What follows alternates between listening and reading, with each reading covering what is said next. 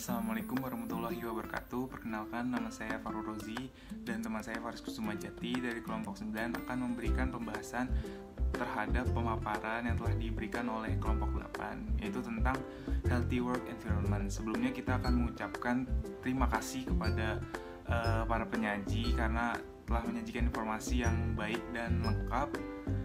Namun di sini kita memberikan masukan bahwasanya mungkin ada beberapa penyaji yang terdapat melemahkan atau adanya pelemahan intonasi atau volume suaranya.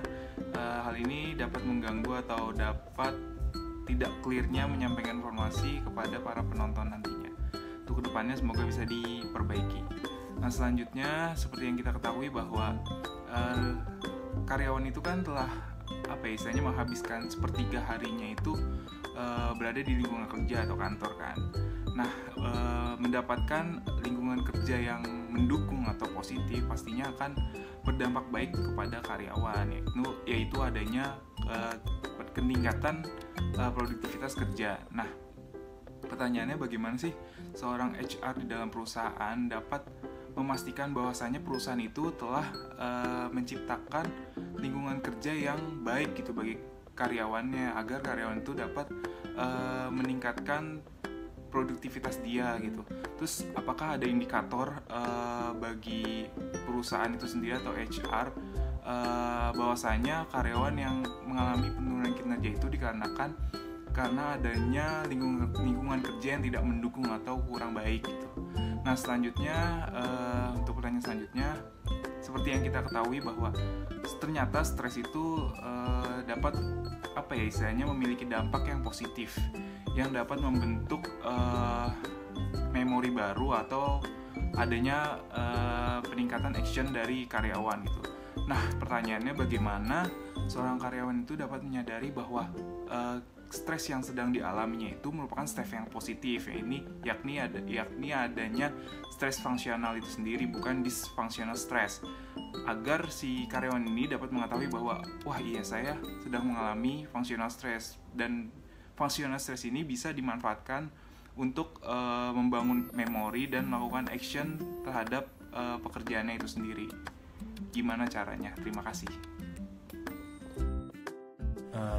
Nama saya Faris Kusumajati dari kelompok 9 MSDM, ingin memberikan tanggapan terkait presentasi dari kelompok 8 mengenai healthy working environment. Di sini tanggapan saya mengenai presentasinya adalah penyaji sudah memaparkan materi dengan cukup baik. Dari segi presentasi juga yang ditampilkan adalah poin-poin dan pengertian yang merupakan kalimat utama untuk lebih mudah dimengerti bagi para audiens, dan para penyaji juga telah menjelaskan poin-poin tersebut dengan sangat jelas. Dari segi teknis mungkin untuk suara di bagian akhir video itu sedikit bocor ya, jadi kayak pecah gitu suaranya, jadi mungkin sedikit terdengar tidak enak bagi para audiens untuk di bagian akhirnya.